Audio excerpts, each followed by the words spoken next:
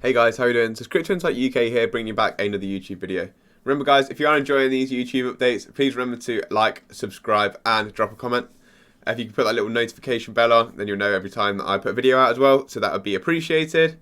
If you're not already in the Discord, there's links to all my socials in Discord in the description section below. And let's get into it. We're just going to do a little update today. We're going to talk about a few different technical things, a few pieces of news, and then I'll just update you again tomorrow. It's going to be kind of short because not loads has happened over the weekend. We're still waiting for Bitcoin Miami coming later this week in anticipation of that, and that's about it really. That's what's on the market's mind right now. So it's a bit uncertain, a bit choppy again. So we'll look on the weekly. Bitcoin actually did close red last week, very, very slightly. If we look at percentages, we've had just like a 1% downturn last week, 1.65%, and that's about all there is to report on the weekly. We did just pushed up and down, but within a small range. Look, so if we come into the daily, what you can see is that we managed to reclaim the 200-day moving average last week. We came back down, retested it as support, and now we're holding above that. On the daily RSI, we have actually had a bearish cross. So we could be looking at a little bit of a downturn, maybe coming back down to retest the RSI again and pushing out of this zone.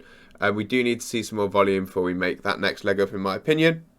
Let's have a look at what Ethereum's doing. So Ethereum's a bit of a different story. If we look at Ethereum on the weekly, we had a green week last week. Ethereum's smashing it right now. It has reclaimed the recent swing high as well.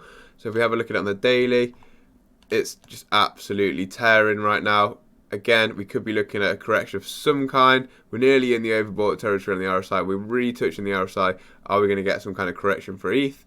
Maybe to come down to use this area here as a support level, which it kind of did yesterday, or do we come down and test the moving averages? I don't know. Or do we continue to push, which is definitely another potential, especially with the potential positivity in the market that could come from Bitcoin Miami, maybe or maybe not. XRP. We'll have a little look at what XRP is doing. XRP had the bearish cross on the RSI, and that came on the 30th, which is 4 days ago. But it didn't drop too far. We wicked into my buy box, held the 50-day moving average of support, and now we're accumulating between the 50 and the 200-day. I have my little target drawn in here for the 1st of April into May of $1, but I do think we could break out before that. I'm not going to lie, like that was just an absolute guess at time frames. The height is what I was looking at for the breakout with this cup and potential handle pattern there. Boom, out into $1.01 is what I'd be looking for a breakout target. It would line up with this recent high here, so let's just see what happens. We also could be having some sort of inverted head and shoulders here. I've literally only just spotted that now.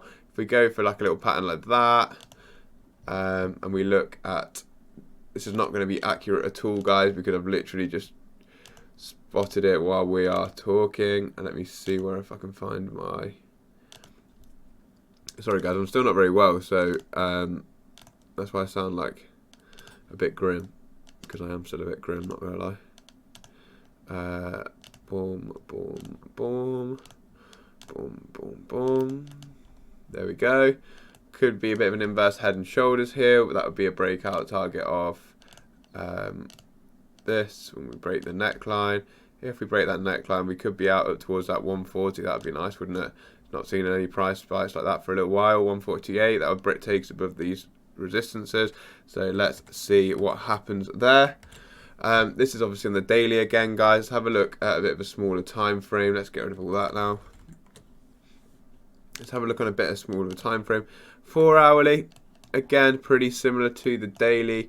We wicked down and we held the 200-day support. We're underneath the 50, waiting for that next push out of here. There's a lot of space in the RSI. We have cross bearish. We need some volume to come through and help us push through this. And the hourly, we are just chopping, guys. It's just chop. Like, there's not loads to say. Can't really give you too much info one way or another. Massively dependent on what Bitcoin does. Bitcoin's, again, on the hourly, look at it, holding between the 50 and the 200-day. Just consolidating. And that's all I've really got for you today. Like, there's not too much more on the TA. We are holding it on top of that previous swing high and using that as support now, which is obviously positive. Let's get into a bit of the news and see what there is. Obviously, we tweeted this out this morning. Quick update, XRP is currently being squeezed between the 50 and 200, which is what we just talked about, whilst also testing major support on the RSI, hoping to see the bullish cross on the RSI help XRP pop out of this wedge. So this is basically what we've just been showing you guys. We're holding that in there, in between the moving averages, and looking for the pop out of there. So this is something that's quite influential. It's why Doge has been popping a little bit this morning. If I get the Doge chart up, let's just have a quick look. If we look at Doge quickly, it's only 1.7% up right now, but we had this massive spike off the news that Elon Musk has bought 9.2% of Twitter shares, which is about $3 billion. So that's why the Dogecoin's popping. Is Elon going to do something with Twitter and Doge? Obviously, no one knows. We know he's the Doge father. It's just something to keep your eye on. We had this over the weekend. Australian convenience store chain allows customers to pay for gas and food in crypto at 170 outlets. That's OTR. That's obviously Bitcoin. And it says crypto, but Bitcoin is on the picture. I've only seen Bitcoin specifically, so I'm not sure what other cryptos they accept. If anyone in Australia is watching this, could you please let me know in the comments? Actually, I'd be quite interested to know that. Then the last thing that we're going to talk about today, and something that I found interesting, this is Yahoo Finance from the 31st of March, which is obviously 4 days ago. Bitcoin's not the future of money, but this crypto could be, from Andrew Button. So he says, at this point it's clear Bitcoin's not the future of money. That's not to say anything negative about Bitcoin. The coin played a vital role in growing the crypto ecosystem as a whole and served early investors well. Certainly, it can be used as a viable payment option at many businesses worldwide, but as far as being the future of money, well, that debate has largely been settled. And then he basically thinks that XRP is going to be the future of currency. I'll read through the article because it's not very long. We'll just go into it quickly. XRP is a cryptocurrency which rapidly adopted by many of the world's banks. The Canada Imperial Bank of Commerce has already started using it, as have banks in Israel and Australia. That was a partnership that we actually touched on a few weeks ago. The banks are adopting XRP. This fast speed gives it an advantage in global payments. This makes perfect sense compared to other cryptos. XRP offers more transactions per second. It's already the second most popular blockchain in terms of daily transactions, and it could get more popular as banks start using it. This is what I talk about a lot, guys. We're in a speculative market at the minute.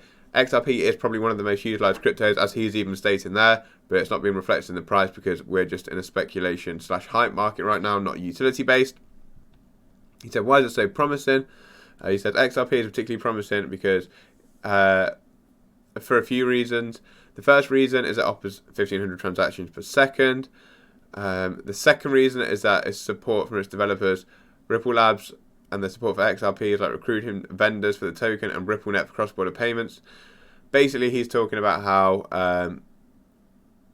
RippleNet website uses the network and the XRP token to source liquidity, whilst banks are also doing fiat transactions. The XRP token is involved on the back end. Third and finally, XRP is enjoying a lot of favourable publicity right now. Ripple Labs is being sued by the SEC, and it is widely perceived as winning. News coverage of Ripple's lawsuit has largely revolved around the SEC statement that have undermined its own case, along with procedural wins Ripple has racked up. The favourable coverage helps improve Ripple's image as a winner, and this could lead to more interest from mainstream financial institutions.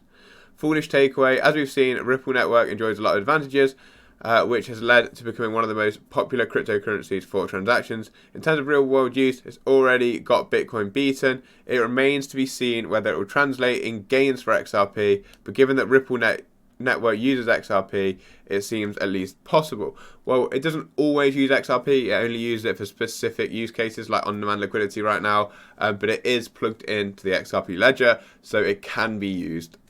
As he says, it's at least possible.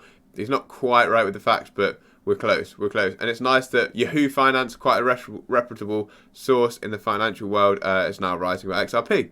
So with all that being said, guys, thank you for tuning in. I hope you enjoyed the video. I'm sorry I'm still a bit flat. Hopefully I'll be feeling a lot better very soon, and I can be back with some more energy for you guys. Hope you had a great weekend, and I look forward to this week ahead and keeping you updated with what's going on. Peace up, A-Town down, as I should say.